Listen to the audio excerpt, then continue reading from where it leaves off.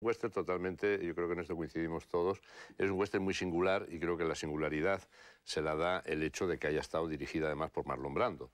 Es un western muy atípico, es un western con escenas absolutamente de la pintura romántica, las escenas en la playa de Pina Pellicer y él, en esa noche azulada, esas rocas, ese mar embarbecido, ese océano Pacífico, es una escena totalmente romántica.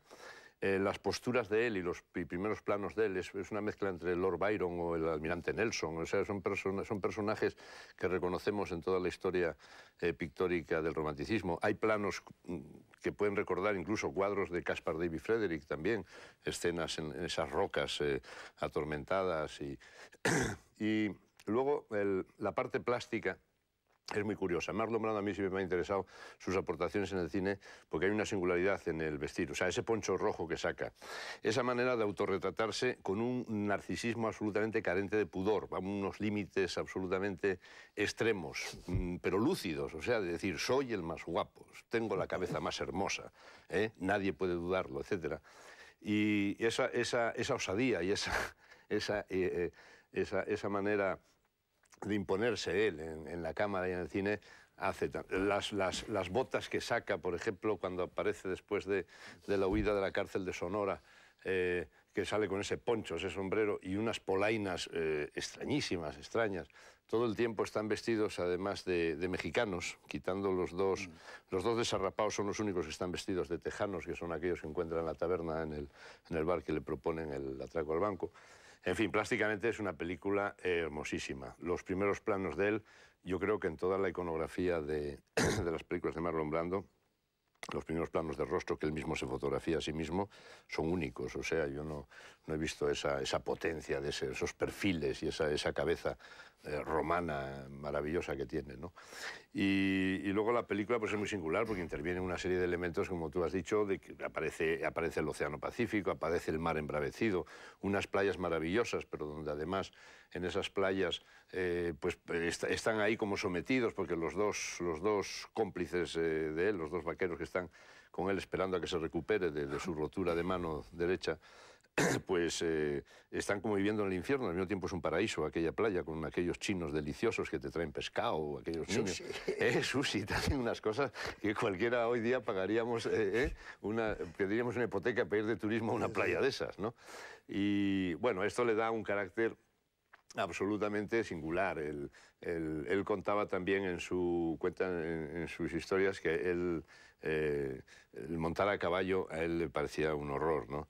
Y este es un western donde además tiene que montar a caballo y además él consideraba, como decía su amigo, que le dice, no te fíes de los caballos porque es el animal menos inteligente del mundo, ¿no?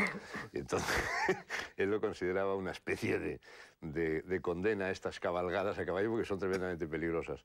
La película está llena de elementos míticos, el polvo de aquella huida perseguidos por los rurales, están envueltos en un polvo gris, blanco, es como una cosa tremenda, ¿no?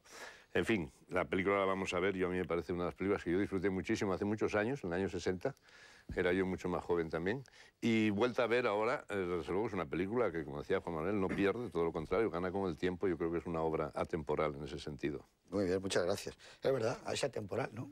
Oti Rodríguez Marchante, buenas noches. Hola, buenas noches. ¿Es atemporal? Sí, yo creo que sí que es verdad que es la típica película que gana con el tiempo, es decir, que yo creo que su salida a escena con un Brando todavía joven, es decir, el que la había hecho, pierde el efecto que puede tener ahora, es decir, ahora ver así a Brando, la verdad es que es un espectáculo. Sí que es cierto que ese espectáculo podría quedar mínimamente reducido para bien de la película en unos cuantos planos cortos menos, porque yo creo que en algunos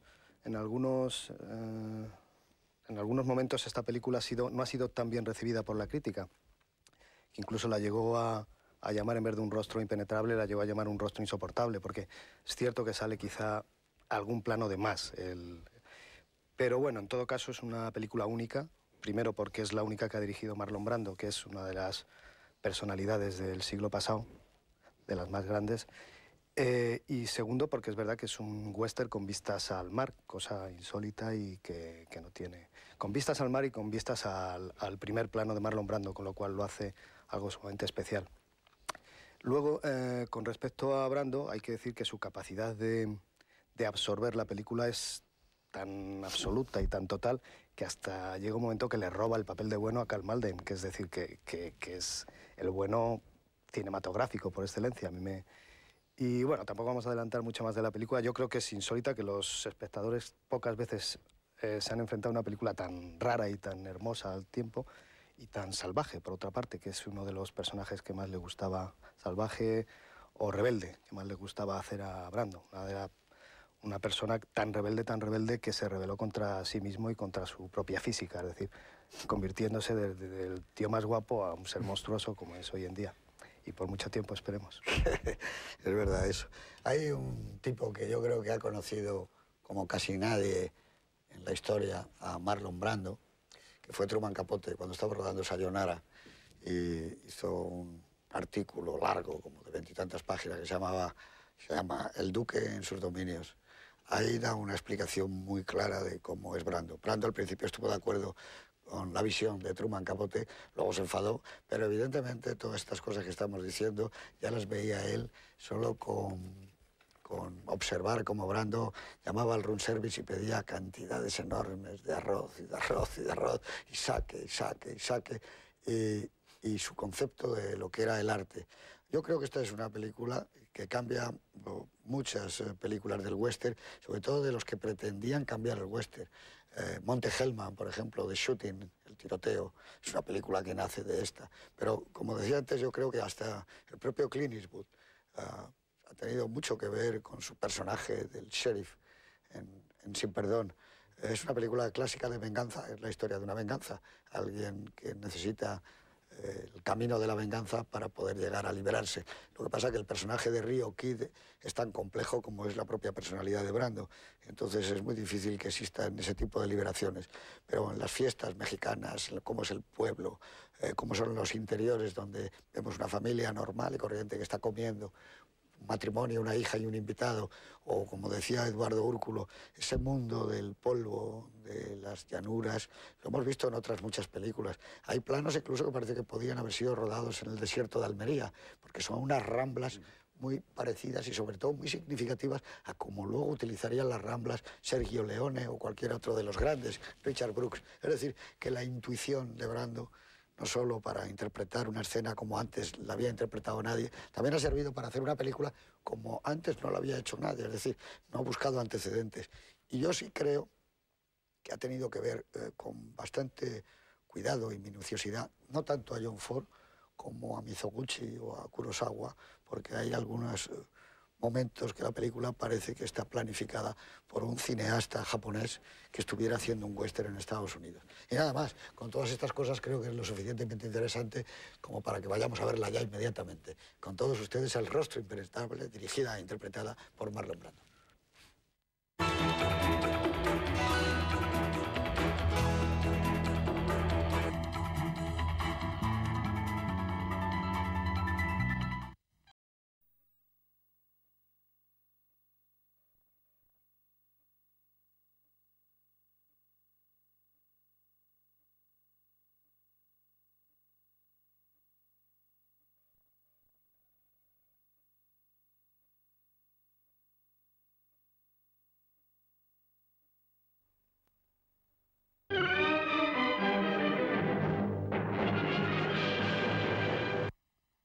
Aquí estamos, han pasado con los cortes de publicidad casi 3 horas y acabamos de llegar de ese territorio que no estaría mal tener una casita ahí al lado de Monterrey, ¿no? No estaría mal aquella cabaña. No debe haber ya. Fíjate, hace 40 años eso está edificado, ¿no? Parcelado. Seguro que está lleno de adosados de cabañas. Sí, sí. Adosados, porque vaya playas, ¿eh? Qué bonitos. Las playas maravillosas. El Océano Pacífico, ¿no? Aquellos Qué árboles azules más bonitos salen en la película, ¿no? Muy bellos, los azules de noche de la pareja, de las escenas de amor de él, que es curiosamente cuando hemos visto, cuando aparece la verdad, es la consecuencia de la relación de amor, porque hasta ese momento es todo una solemne mentira colectiva, todo el mundo miente en esa película hasta que empieza hasta el final. Incluso comentaban que parece ser que la productora, el único que no mentía era Karl Malden, y les pareció que como mentía todo el mundo, que también convirtieron a Karl Malden en un mentiroso, ¿no? Claro, Diciendo que no pudo regresar con los Y caballos. él miente, justamente lo hemos visto, miente la noche de amor con esa historia romántica.